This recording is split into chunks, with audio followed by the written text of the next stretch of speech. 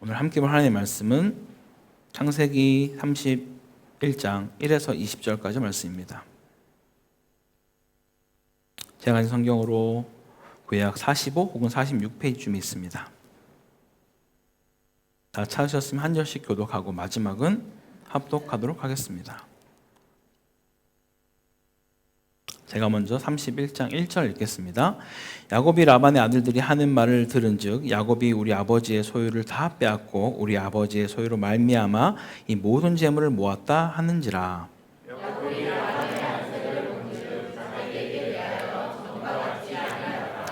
여호와께서 야곱에게 이르시되 내 조상의 땅 내 족속에게로 돌아가라 내가 너와 함께 있으리라 하신지라.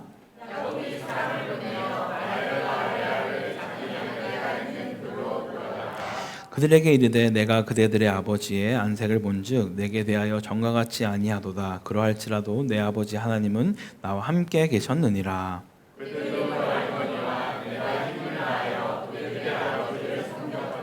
그대들의 아버지가 나를 속여 품삯을 10번이나 변경하였느니라. 그러나 하나님이 그를 막으사 나를 해치지 못하게 하셨으며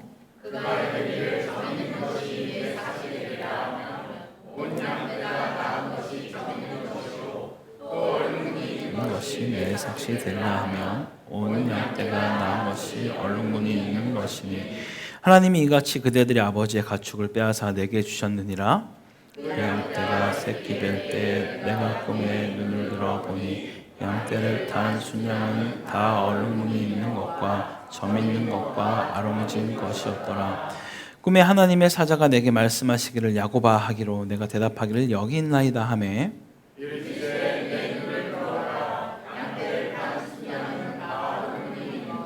점 있는 것과 아롱진 것이니라.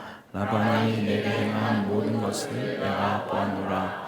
나는 베델의 하나님이라. 내가 거기서 기둥에 기름을 붓고 거기서 내게 서원하였으니 지금 일어나 이곳을 떠나서 내 출생지로 돌아가라 하셨느니라. 그가 그에게 대답하였되 우리가 우리 아버지 집에서 무슨 분깃이나 유산이 있으며 아버지가 우리를 팔고 우리의 돈을 다 먹어버렸으니 아버지가 우리를 외국인처럼 여기는 것이 아닌가.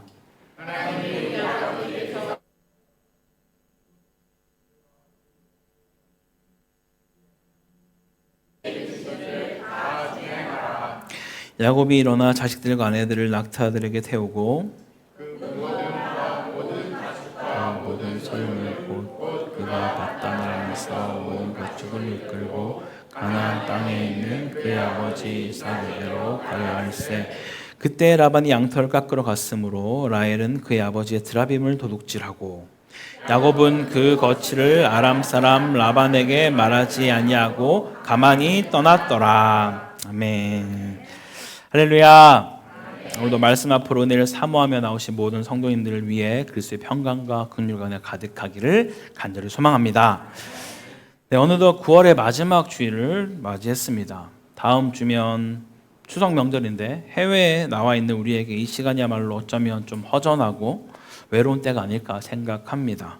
한국에서는 온 가족이 모여 함께 식사하며 따뜻한 정을 나누기도 하지만 이곳에서는 물론 월병을 나누는 그런 것도 하긴 하지만 그 정서와 분위기를 다 채우기는 어려운 것 같습니다. 괜히 집에 혼자 머물며 남들이 올려놓은 그런 명절 사진이나 쇼츠를 보다 보면 더욱더 외로워지겠죠. 하지만 사랑하는 성도 여러분, 우리에게도 소중한 가족이 있습니다. 혈연을 넘어서 하늘 가족이 바로 여기 함께 예배드리는 우리 모두인 줄 믿습니다.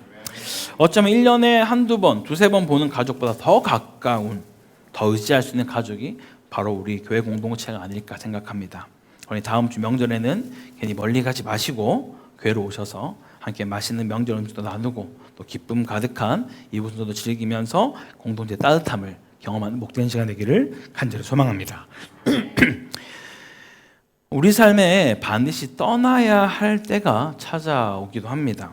문제는 떠나야 할 때 떠나지 못하고 주저할 때가 있다라는 것이죠. 직장에서 더 이상 나아갈 길이 없음을 알면서도 안주하다가 더 큰 손해와 좌절을 우리는 경험하기도 합니다. 때로는 관계 속에서 이미 건강하지 않고 서로를 해치는 상황임을 알면서도 두려움 때문에 벗어나지 못해 깊은 상처를 받기도 하는 그런 경험들을 우리는 할 때도 있습니다. 떠나야 할 때 떠나지 못하면 결국 그 자리가 우리를 붙잡고 더 힘겹게 만들어가는 것이죠. 그래서 떠남은 단순한 이주가 아니라 미래와 우리의 신앙을 좌우하는 중요한 선택이 되어질 때도 많이 있습니다. 저 역시 제 삶을 돌아보면 떠남의 순간들이 여러 번 있었던 것 같습니다. 중고등학교 시절에 같이 잘 어울렸던 친구들이 고1 방학이 되면서, 겨울 방학이 되면서 뭔가 마음에 새로운 변화가 생겼는지 갑자기 소위 말하는 민증 없이 갈 수 있는 술집을 애들이 막 찾기 시작하더라고요. 결국 찾았어. 대단하죠, 애들. 그러더니 약간 애들 상태 보니까 이제 더 이상 뭔가 있으면 안 될 것 같은 그런 강력한 마음이 들어서 그 무리에서 나왔습니다. 그렇게 떠났던 적이 있고, 또 대학 생활하면서도 하나님이 주신 그 의료 선교사의 비전을 쫓아가려고 또 한 번 대학을 떠나서 또 다른 학교로 진학을 했던 적도 있었습니다. 졸업하고 나서 회사 생활을 했던 때도 있었습니다. 나름 인정받으며 성실히 했지만 주님께서 저에게 원하시는 길이 아님을 깨닫고 결국 그 회사를 떠나서 신대원으로 가게 된 것이죠. 이후 사역지에서도 항상 어렵게 다가왔던 것 중에 하나가 바로 떠남에 대한 문제였습니다. 목회자라는 그런 책임 때문에 쉽게 떠날 수 없었지만 하나님은 때마다 강권적으로 옮기시며 순종을 요구하셨습니다.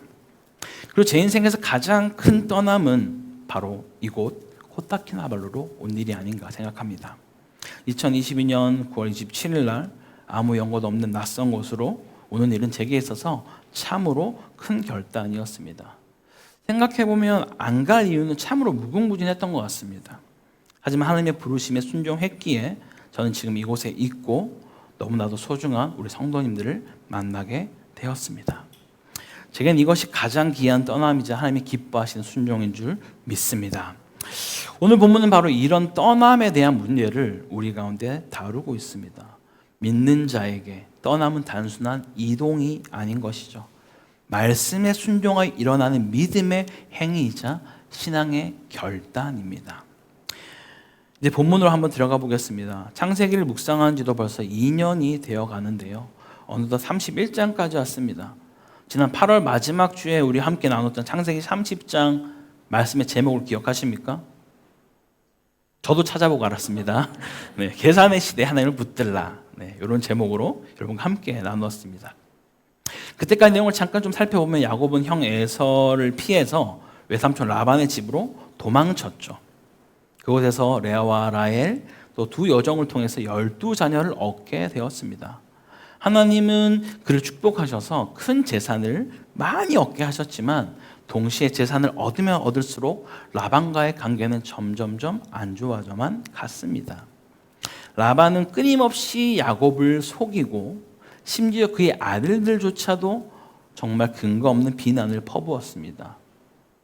급기야 라반의 얼굴빛이 아예 변해버린 것을 야곱은 느끼기 시작했고 더 이상 내가 여기 머물 수 없다라는 것을 그는 깨달은 것 같아요. 바로 그때 하나님께서 이렇게 말씀하시죠. 3절입니다. 내 조상의 땅, 내 족속에게로 돌아가라. 내가 너와 함께 있으리라. 이 말씀 여러분 좀 예전에 봤던 기억이 나십니까? 20년 전에 야곱이 베델에서 주님을 만났을 때 너가 어딜 가든지 내가 너와 함께 하겠다고 말씀하신 그 약속을 다시 한번 야곱에게 상기시켜주고 있는 것이죠. 야곱은 지금까지 자신이 쌓아온 삶의 터전을 이젠 뒤로하고 약속의 땅으로 돌아가라는 하나님 명령 앞에 그는 서게 된 것입니다. 오늘 우리는 이 말씀 속에서 주님이 우리를 부르실 때 어떻게 순종하며 떠나가야 하는지, 무엇으로부터 떠나야 하는지를 함께 살펴보겠습니다. 첫째로 성도는 떠나야 할 곳을 반드시 떠나야만 합니다. 사랑하는 성도 여러분, 우리가 세상을 살다 보면 우리의 눈과 귀를 만족하게 하고 내 마음을 즐겁게 하며 잠시나마 안정감을 주는 그런 자리들이 있습니다. 특별히 그것이 이전까지 내가 가질 수 없었던 곳 혹은 갈 수 없었던 곳, 간절히 원하던 자리라면 더욱더 그러한 것 같습니다. 마치 이제야 좀 내 삶이 풀리는구나, 이제야 좀 살 것 같다라고 느껴질 때가 있다라는 것이죠. 이전에 어려웠던 시간이 길면 길수록 그 자리에 대한 미련은 더욱더 강렬하게 다가올 것 같습니다. 지금 바로 야곱이 그런 상황에 맞닥뜨리게 된 것이죠. 야곱은 20년간 정말로 너무나 수많은 고생들을 하며 지금 그 상황에 이르게 되었습니다. 여전히 야곱이 혹시라도 절망 속에 허덕이며 라반에게 속고만 있는 그런 상황 속에 있었을까요? 그렇진 않습니다. 성경은 이렇게 우리에게 기록하고 있습니다. 함께 창세기 30장 43절을 같이 한번 읽겠습니다. 시작. 이에 그 사람이 매우 번창하여 양떼와 노비와 낙타와 나귀가 많았더라.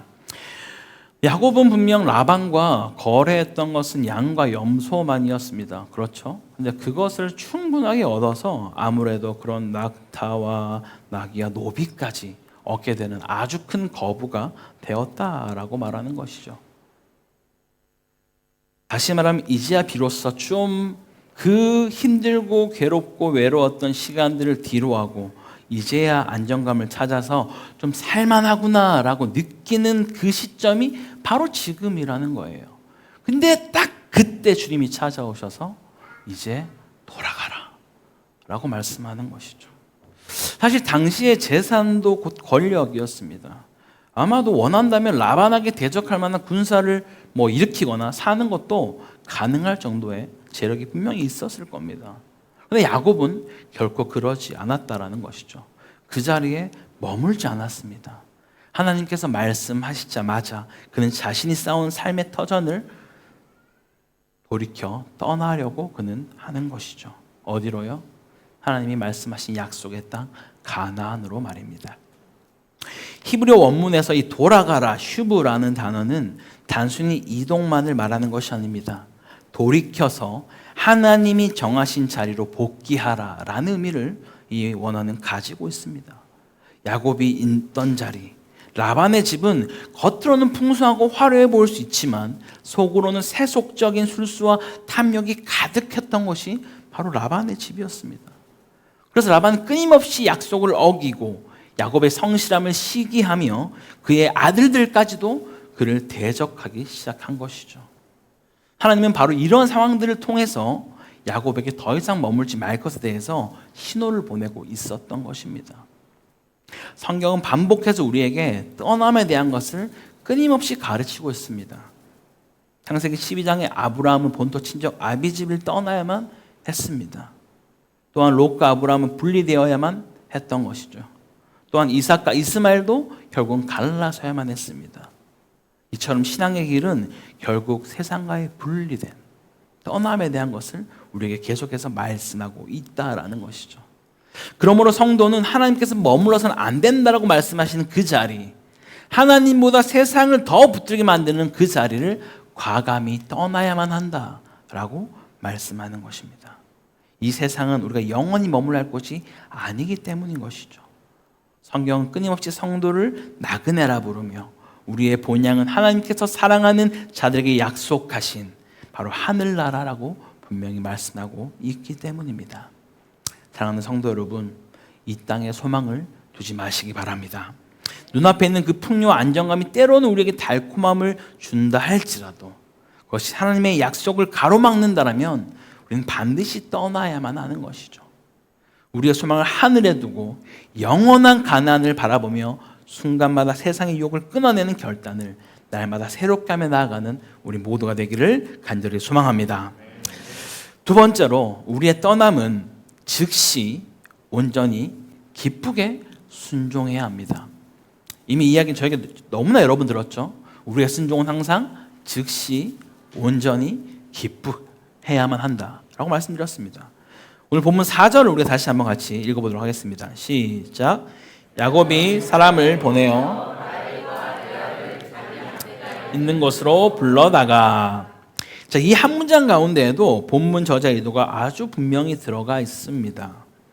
물론 한국말로 보면은 그냥 야곱이 사람을 보내서 아내들을 불렀구나 라고 정도만 이해할 수 있는데 원문의 그 내용들을 보면은 지체 없음과 즉각적인 반응을 했음을 문법적으로 담아져 있습니다.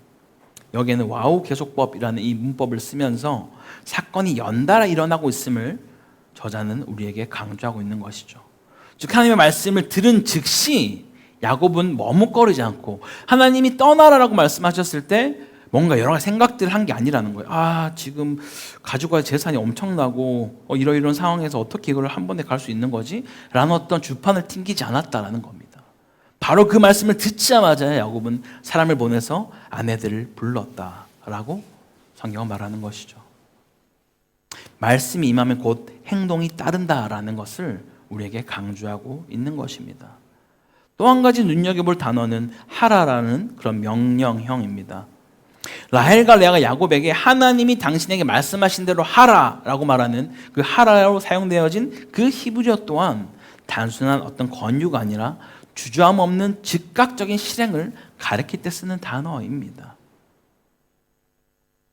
미적거리지 말고 즉시 행하라는 강력한 요청을 지금 아내들이 또 야곱에게 하고 있다라는 것이죠. 왜 성경은 계속해서 이 즉시성이 강조되고 있을까요? 본문 하나님이 이미 그의 눈으로 살펴보셨다라고 말하는 것이죠.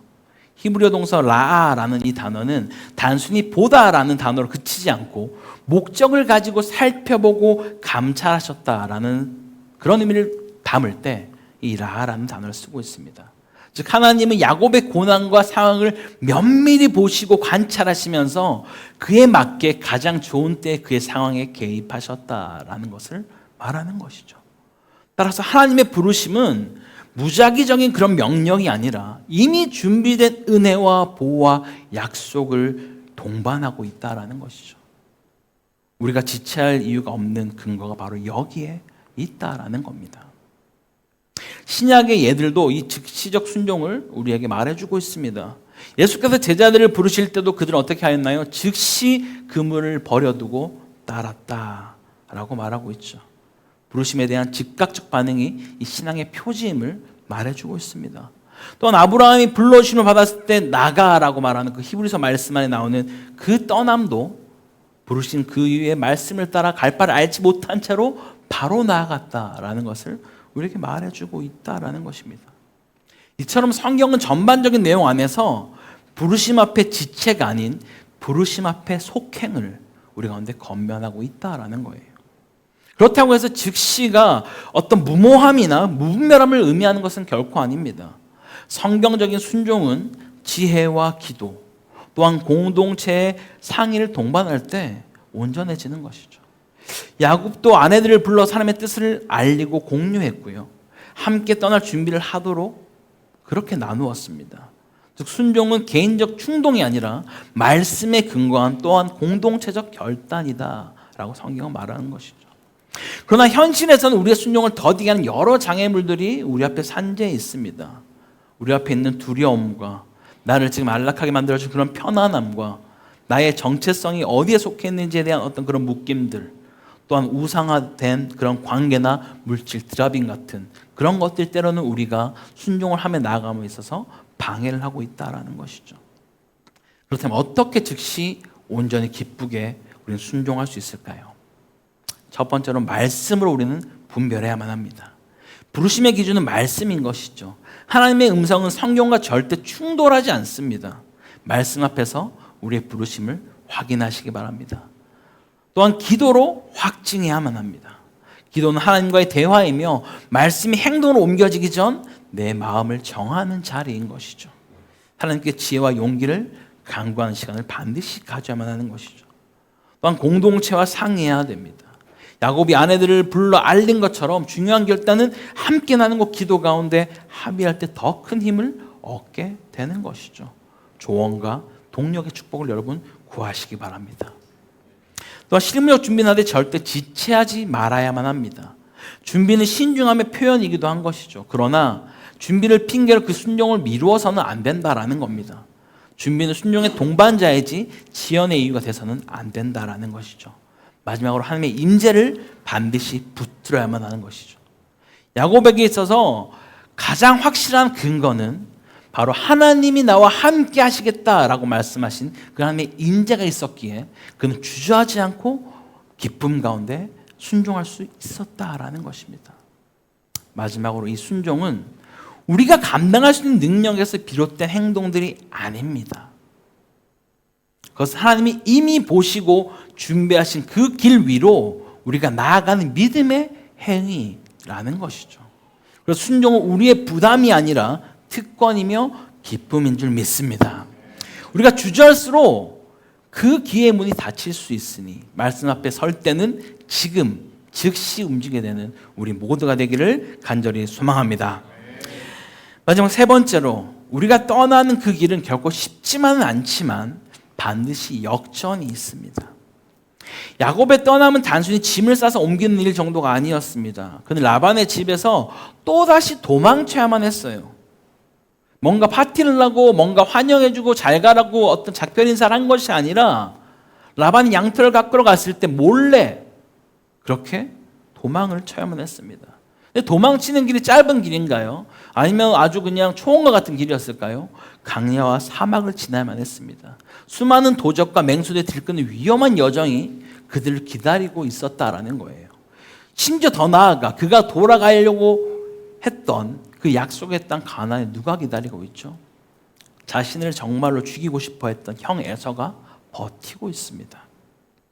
인간적으로 계산해 보면 이 길은 도무지 가능성이 없는 길, 너무나 많은 위험이 도사리고 인간적으로는 가서는 안 될 그런 결정이 지금 이 야곱의 순종이었던 것이죠.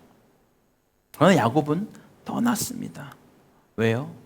하나님이 나와 함께 하신다는 그 믿음을 굳게 붙들고 있었기 때문인 것이죠. 할렐루야. 라반의 집에서 20년 동안 그가 정말 수많은 일들을 겪으면서 그는 분명히 깨달았던 것 같아요. 나의 노력으로 나의 힘으로 내가 이 지금 상황에 이른 것이 결코 아니구나. 하나님이 나를 끝까지 붙드셨기에 내 삶 가운데, 우리 가정 가운데, 우리 자녀 가운데 이런 은혜가 있구나라는 것을 그는 알았습니다. 그래서 비록 떠나는 길이 아무리 두렵고 막막해 보여도 동행하시는 그 하나님을 신뢰하며 그는 기꺼이 발을 뗄 수 있었던 것이죠. 사랑하는 성도 여러분, 이것이 바로 믿음의 비밀입니다. 우리의 떠남이 두렵고 험난할지라도 주님이 함께 하시는 그 길은 결코 우리에게 실패가 아니라는 것이죠. 예수님께서 약속하셨습니다. 볼지어다 내가 세상 끝날까지 너희와 항상 함께 있으리라. 또 히브리서 13장 5절에는 내가 과연 너희를 버리지 아니하고 과연 너희를 떠나지 아니하리라고 말씀하고 계십니다. 그러므로 성도는 어떤 상황에서도 담대할 수 있습니다. 하나님이 함께 하신다면 아무도 우리를 해할 수 없기 때문입니다. 아멘. 그 떠남의 길에 역경이 찾아와서 우리를 넘어뜨린다 한다 할지라도 그것이 끝이 아니라는 것이죠. 하나님은 반드시 그것을 통하여 역전의 은혜를 우리에게 이루어 가십니다. 성도 여러분, 우리의 참된 약속의 땅은 이 땅 가나안이 아니죠. 우리는 하늘 가나안을 향해 가는 순례자들입니다. 그 길 위에는 눈물도 있고 아픔도 있고 두려움도 있습니다. 그러나 그 모든 여정을 통해서 우리와 동행하시는 하나님이 계심을 믿으시기 바랍니다. 그러니 낙심하지 마십시오. 담대히 주님만 의지하며 예수 그리스도 안에서 그 표대를 향해 끝까지 달려가는 저와 여러분이 되기를 간절히 소망합니다. 우리 사랑하는 쿠타키나발루 한인교회 성도 여러분, 오늘 말씀을 통해 우리는 분명한 교훈을 얻게 됩니다. 떠나야 할 때 떠나야 한다라는 것, 떠나야 할 곳은 과감히 떠나야 한다라는 것, 그리고 그 떠남과 나아감은 계산과 주저함이 아니라 즉시 온전히 기쁘게 해야 한다라는 것. 또한 떠나면 결코 쉽지 않지만 하나님께서 함께 하실 때 그 길은 반드시 축복의 길이 열려진다라는 것. 우리는 그것을 기억해야만 합니다. 사랑하는 여러분, 우리 인생에서도 수많은 떠남의 순간들이 있습니다. 그때마다 눈앞에 안정과 익숙함을 붙들 것이 아니라 하나님의 말씀에 순종하여 믿음의 발걸음을 내딛기를 간절히 소망합니다. 그럼 주께서 반드시 함께 하시며 모든 두려움을 역전의 은혜에 바꿔줄 줄 믿으시기 바랍니다. 우리 함께 같이 말씀 기억하면서 기도하기 원합니다. 주님의 부르심 앞에 우리가 주저하지 않고 즉시 순종하며 떠나는 믿음을 우리 가운데 부어달라고 함께 기도합시다. 세상의 안정과 유혹을 붙들지 않고 오직 하나님만 의지하며 하늘 가나안을 바라보는 성도가 되게 달라고 기도합시다. 떠남의 길에서 어떤 두려움과 어려움이 닥쳐와도 하나님이 함께 하심을 굳게 믿고 담대히 걸어가는 그런 복된 인생이 되게 달라고 우리 주님 한번 찾고 한절 기도하겠습니다. 주여!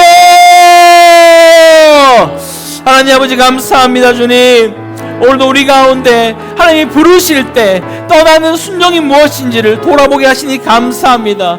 때로 우리 가운데 주어진 그 환경과 상황으로 인하여서 내 마음이 더 거기에 주저앉고 싶고 더 안정감을 누려서 하나님의 말씀을 듣지 않으려고 할 때가 있습니다. 이제는 내가 정말 무엇을 따라 나아가야 될지를 바로 보게 하여 주시고 주님의 그 부르심 앞에 주저하지 않고 즉시 순종하며 떠날 수 있는 그 믿음을 우리 가운데 허락하여 주시옵소서. 때로는 세상이 주는 그런 유혹과 안정감과 그런 많은 것들을 붙들며 살아가는 자가 아니라 오직 하나님을 의지하며 하늘과 만을 바라보며 소망하며 살아가는 하늘에 속한 자로 살아가는 그런 거룩한 주의 백성이 될 수 있도록 인도하여 주시옵소서.